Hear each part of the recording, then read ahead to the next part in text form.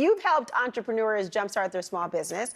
There's also this proposal about a $50,000 tax deduction for businesses. How does that sound to you? Look, I'm very happy that she talked about small business, because you got to remember, her administration for the last 3.5 years brought proposals where trillions of dollars were spent: Inflation Reduction Act, CHIPS and Science, infrastructure.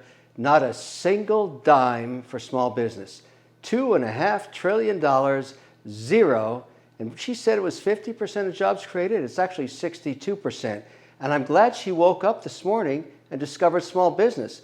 But $50,000 is a nothing burger for small business, because the majority of costs today are state-based regulatory costs. So California, for example, the reason you don't get new startups in California, minimum wage and all the regulatory environment have chasing business out of there. All of the smaller businesses are going bankrupt because they can't afford it. So she can't pull off 24 million jobs. It's not a federal mandate, it's a state-based. Small business is based on geography. I applaud her for talking about it. Where was she for the last 3.5 years on $2.6 trillion of spending? I read all those acts, not a dime for small business. Thank you for thinking about us today. I am small business, so I read those acts. You are small business? Kevin O'Leary, I never thought you'd admit to it.